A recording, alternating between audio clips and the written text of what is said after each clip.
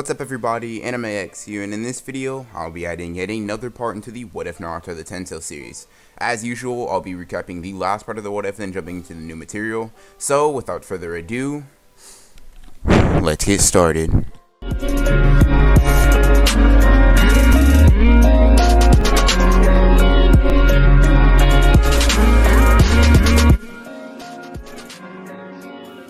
Now, in the last part of this What If, we saw Naruto kind of dealing with the aftermath of his decision to save Hinata over Hiruzen, and while trying to deal with this traumatic experience, he was attacked by the masked man, Obito Uchiha himself. Now, Obito's goal in this was to provoke Naruto, and basically not have him hate him or the Akatsuki necessarily, but just have him have hatred build up within him in general. Obito basically wishes for Naruto to become more Jubi-like and just basically become more and more detached over time. That way he can either convert over to the Akatsuki or he will completely lose himself to the Jubi, basically allowing the Akatsuki to subdue him the same way a Jubi or another Kyuubi could be subdued just due to raw strength or genjutsu, which Obito and Itachi have in spades. And we left off the last part exactly with Naruto and Jiraiya searching for Tsunade, but Naruto basically being jumped by not only Itachi and Kisame, but by the Sound 4, Kimimaro, Kabuto, and Jugo all at once. So that's where we'll get right back into the series.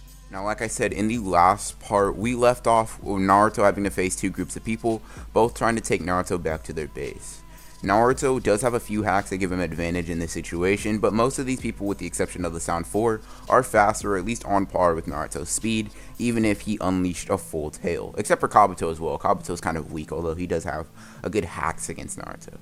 Naruto then does the most professional thing of him. He turns and flies away at top speed, hoping to get out of there and maybe get to Jiraiya ASAP, running or flying, I should say, as fast as possible. This escape plan is cut very short when he's blitzed by Jugo and punched to the ground, making a smoking crater in the ground with his body. Naruto gets up and starts panicking. His breath is getting short, his heart is pounding within his chest, as Naruto almost loses focus, but he snaps himself out of it, focusing on his goal in his training. Alright, it's okay, you've trained for this. Take out the people that can harm you. Naruto then takes a deep breath and charges at Jirobo, who is already in a second state curse mark, and in the midst of attacking Jirobo, Naruto, catches his fist and manifests his chakra tail, whipping him across the face, knocking Jirobo out almost instantly. Alright, there's one down. Naruto then turns to Kidomaru, and then is shot through the chest with a 100% strength and 100% accuracy arrow from him. Because of the curse marks being someone like Sage Mode, this is able to pierce Naruto's skin and actually damage him to a certain extent. Naruto, however, does not even stop moving, even with the arrow in his chest, and elbows Kidomaru in the face, knocking him out as well. Alright, 2 down, maybe I can actually pull this off. Naruto is then hit in the ribs by Kisame Samahata, as a lot of chakra is drained from him, and this sends Naruto flying through the air. Naruto is sent in his ways and refuses to back down though, even with his chakra somewhat drained and his ribs broken, so Naruto flies back down directly at Kisame, and as he swings his sword at him, again, Naruto was able to see through this attack, dodge it, and although he's then kicked in the face by Kisame. Naruto is now aware that if it comes down to a war of attrition, Naruto will always be victorious. He can regenerate, and he has stamina for literally days. Even if Kisame were to continue absorbing chakra, he would be fine for the most part. So he continues to charge, continues to ram his head into the brick wall that is Kisame, and he's starting to pick up some patterns.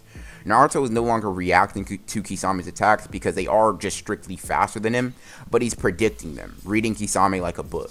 First, Kisame swings at him. Then, Naruto ducks that attack, and he stabs forward with Samehada, which Naruto sidesteps. And finally, Kisame throws a heavy kick at Naruto, which Naruto jumps over and lands a heavy punch into Kisame's chest. But at the same time, Naruto is put in a genjutsu by Tayuya.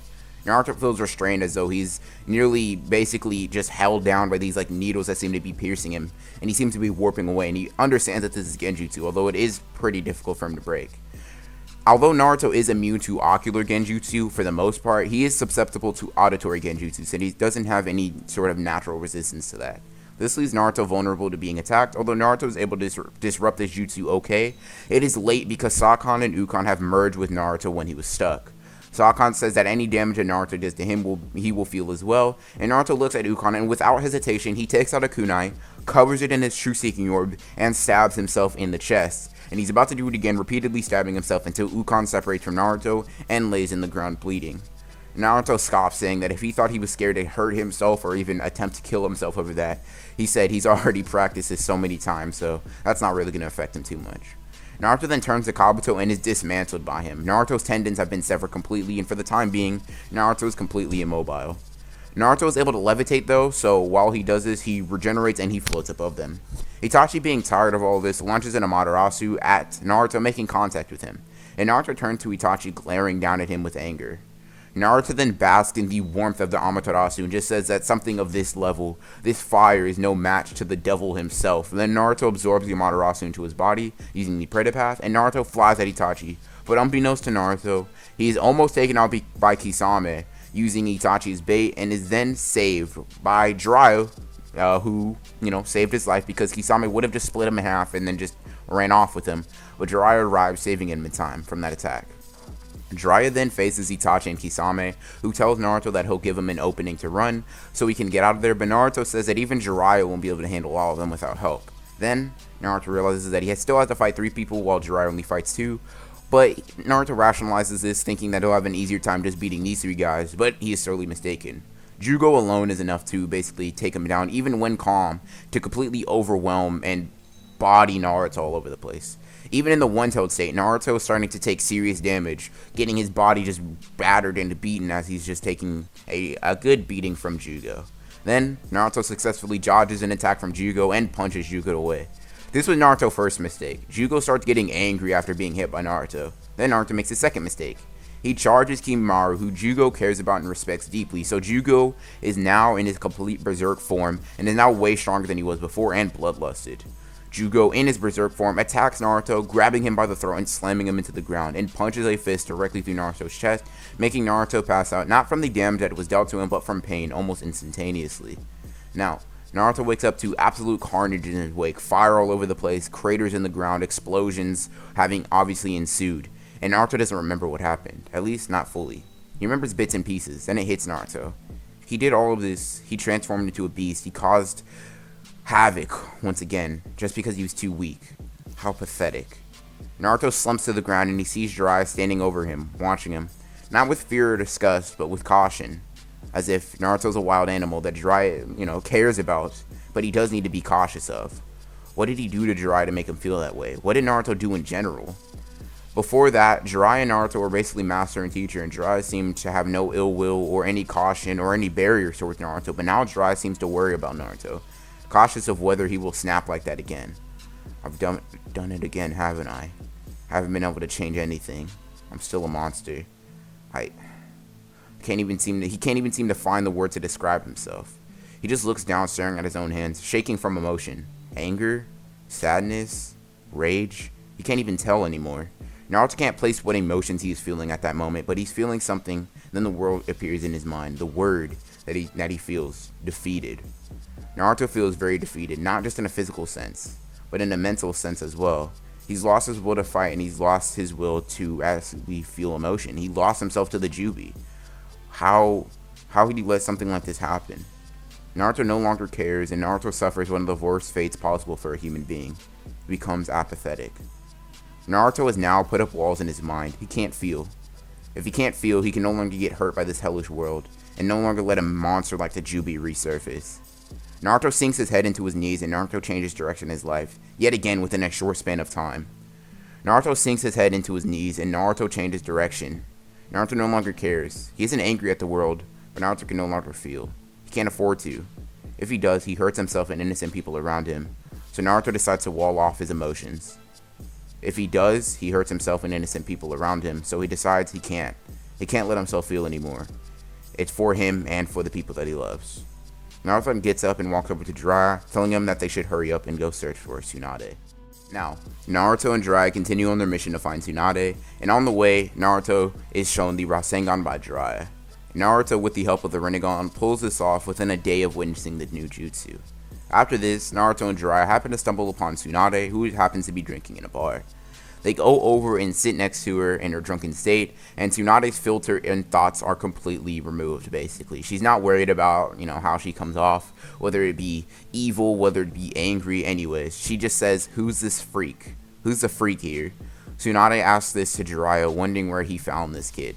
Naruto just answers for her, saying that he's a leaf ninja and that they're here to recruit her to become Hokage and to heal some damaged people back in the village. Tsunade laughs at this, saying that Her even being considered to be Hokage is laughable at best. Yes, I agree that having an idiot drunk as our Hokage would be unwise as well. Naruto says this, angering Tsunade in the process.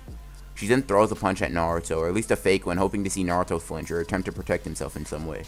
But Naruto continues to stare at her, unmoving, having a perfect poker face, not even seeming to be scared of his head seemingly being able to be blown off or any damage that he could have possibly taken from that attack. Naruto just stares right at it, almost wanting to get hit, hoping to feel something, since he's already walled off his normal emotions. Maybe pain will be worse than being apathetic. Tsunade, seeing this, is interested in this kid, and he gives off the aura of someone dangerous. So Tsunade decides to make a little wager with him. If Naruto fights her and wins against her, she'll become Hokage of the Leaf and help out the village. If she wins, nothing has to happen, since it's a clear choice that she will win. Naruto cuts her off, saying that if she wins, Naruto will do any one favor that they have, or that she has for him, and they shake on this. They step outside then. They start off a few feet from each other, and the fight commences. Naruto slowly walks towards Tsunade as she stands there. Naruto then walks up to her and stands within striking distance, looking at her, gazing right into her eyes with those purple, rippling eyes of his.